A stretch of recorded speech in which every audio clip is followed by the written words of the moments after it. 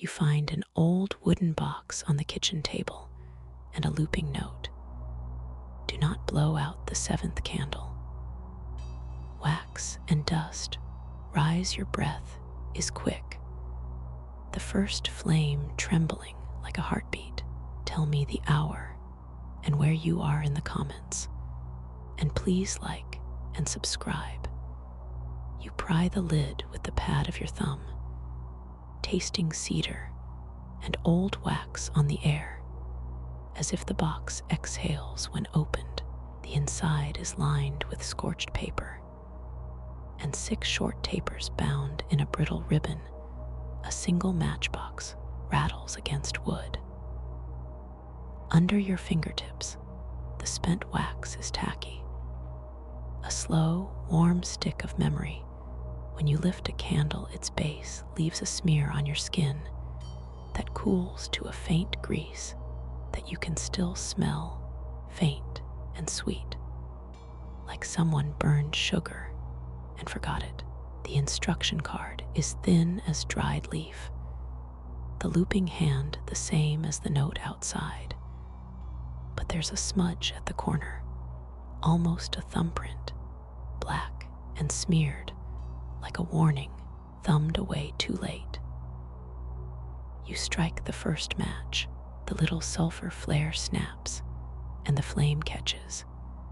A bright quickness that makes your chest slow and count.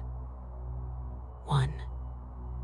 The light is small and honest. It warms the hollow of your palm and makes the room smell of beeswax and lemons from old kitchen polish.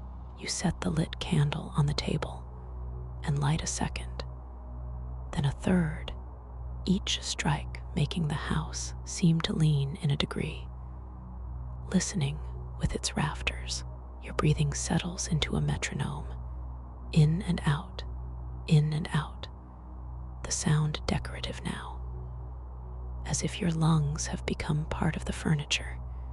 You continue, methodical, lighting the 4th and the 5th, each wick taking like a small forgiveness, each new flame a notch cut into the dark.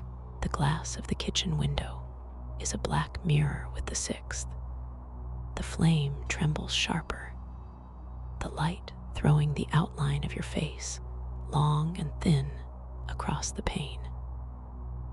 As you bring the lit candle close to the 6th wick, something in the window moves contrary to physics. Your reflection leans in, closer than the glass allows, a hair's breadth shorter distance in the dark, and you feel the room tilt. It is sudden, like someone speaking your name from behind. The reflected face smiles before you do, and without thinking your hand jerks. The candle you hold tilts, and the flame clings and dies in a quick, wet puff. A thin, hot sting bites the side of your thumb where a match falls back and grazes skin. You curse softly. The match smolders and blackens a fingertip with the sweet, iron smell of singed skin.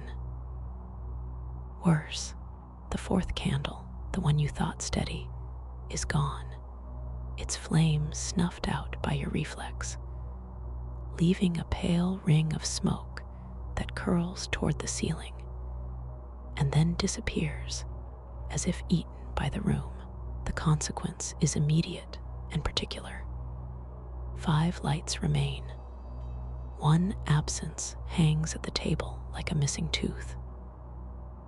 The card's paper rasped in the draft. You suddenly notice a clean, cold slip of air grazes the back of your neck.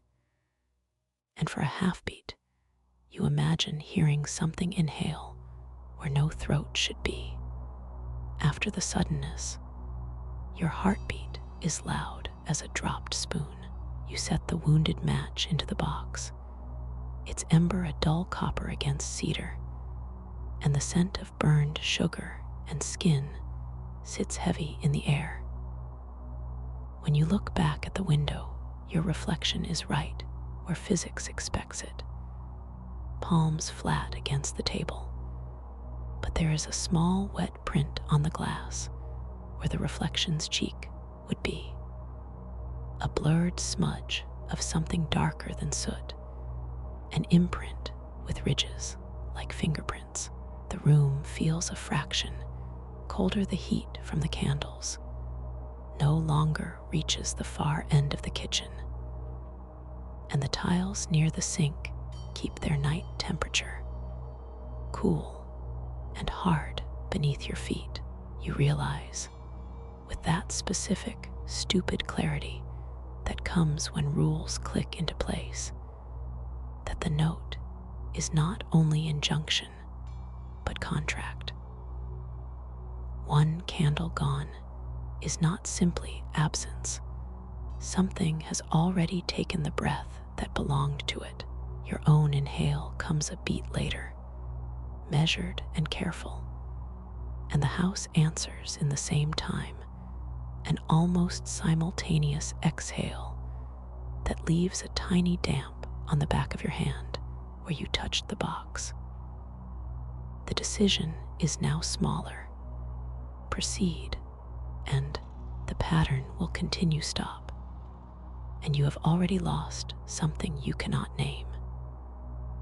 The brittle instruction card creaks between your fingers, the paper rasping like dry skin, and the words inside unfurl against the cedar warmth of the box. As you read the line about the house inhaling with each candle, the air along your neck cools, a patient, gliding cold, and your own breathing tightens into the precise, measured rhythm the note prescribes. The flames answer, tiny throats at the table, tongues twitching in a nervous chorus. They do not simply light, they listen. Down the hall, a portrait that used to be a sallow still life blinks, a moist slack of paint that catches the fire and seems suddenly to count. You press the card flat, and the looping hand on the page shifts under your thumb slowly, as if the ink is bending toward you, and you know with a small, sharp certainty that the handwriting belongs to you. That is not a guess. That is a theft already done. You keep a finger on the wick for the sixth candle because you are counting, because you are desperate to prove rules can be obeyed. The air between your mouth and the flame tastes of sulfur and old smoke. When you puff the candle, the wick hisses and sheds a bead of molten wax that slaps the tabletop with a wet sting. The sound is a blunt little violence. Immediately, something breathes behind you, no slow draw, but a perfect, bright exhale that mimics the exact cadence of your lungs and slides across the back of your neck like an animal. Your spine knocks the chair. You spin. Nothing stands there but the hallway's shadow and the faded runner. Your palm is damp where it touched the card, but your ring is not. The metal that weighted your finger has vanished. The air that took it tastes like candle smoke and cedar, and the faint metallic bite of something learning to imitate possession. The room shifts its weight around you, and learning makes a sound like settling boards. The temperature drops, your knuckles go white, and small beads of sweat bloom at your hairline. You try to whisper, to call the loss back into being, but your voice shoots out thin and immediately is mirrored, thinner still, somewhere deeper in the house. It copies your exhale before you finish it, and the copied breath comes back with an echo of memory leached from whatever it has swallowed. On the table, The instruction card has a new line in that same looping hand, not a threat, but an inventory. Your ring's name is written down, the ink damp and black, and beneath it, a blank space waits like a hungry tooth. You feel the cost settle into your chest. Something important can be taken when the house practices being you, and that knowledge cannot be unfelt or unmade. If a room ever felt like a throat to you, tell me when and where in the comments. And quietly like and subscribe movement narrows the house practices, and every repetition makes its mimicry closer. Your breaths begin to feel like a borrowed instrument. Sometimes a faint inhalation rises in the wallpaper before you have thought to breathe, and you watch the flame light stretch and harden into fingers that press at the window. You rub your bare knuckle where the ring used to be and feel a ghost of pressure that the house has not yet learned to reproduce. The cards waiting blanks start to fill on their own, letters bruising across the paper in ink that smells faintly of wax. Each entry is a ledger entry against your life, a thing taken, a silence given back in duplicate breath. You realize the rule in full, not as a warning, but as a ledger of exchange. The house inhales possession. When it exhales, it tries on what it stole, practicing the weight of being you. The knowledge is a new weight in your mouth. Obeying the note costs you pieces of yourself in small, exact increments, and you will not get them back. The hallway exhales once more, cool and slow, and the portrait's painted eyes close with a soft, final blink that settles the room into an expectant quiet. You sit very still, smelling cedar and old wax, teeth clattering with a tiny internal percussion, while the nearest ember shivers and clings to life like a stubborn heartbeat. Leaving now would not reverse the ledger. Only hand this place a record with your footprints and an unfinished inhale, and the house learns. You force yourself to keep counting aloud, each number a small, resentful offering. The wick flakes against your tongue, taste of scorched linen and old memory. The kitchen air grows papery and thin with every syllable. Shadows behave like curious animals now, stretching long fingers toward your ankles and then snapping back when you look. I can feel the cool along your shins where they brushed, and the light from a candle quivers as if it listens when you speak. The cadence of your breath begins to barter with the room's. Sometimes it swallows your inhale, and sometimes it returns it later, slower. A borrowed rhythm that leaves you dizzy and attentive to the temperature at your throat. A spoon on the counter vibrates faintly whenever the house breathes faster than you. And by the third extinguished flame, you notice the spoon's handle has a smear of wax where your initials used to be, blurred and unrecognizable in the cold. You notice the slips first as absences. A photograph on the mantel that held a laughing face is now a blank oval. Like someone peeled the skin from memory, the laugh sounds thin when you think of it, muffled through cloth. Your counting continues because stopping feels dangerous. Every time you let a number fall, a small certainty dissolves where you were sure a calendar hung there. The nail is empty, and the paper now reads nothing. The house practices being you by imitating your inhale a beat early, and that anticipatory breath leaves a little frost on your lips, a metallic aftertaste, and a tremor in your jaw.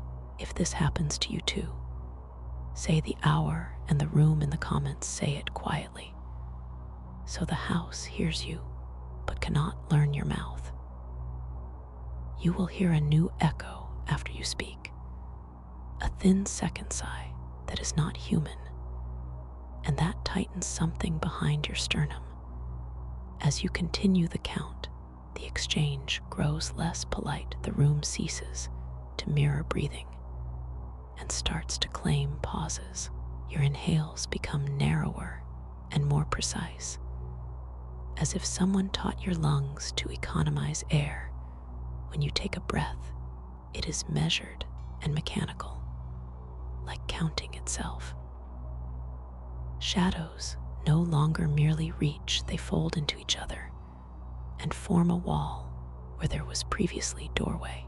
The light from the candles stretches the dark into narrow alleys, and in those alleys, the thin shapes of hands appear to arrange themselves into gestures that resemble your own.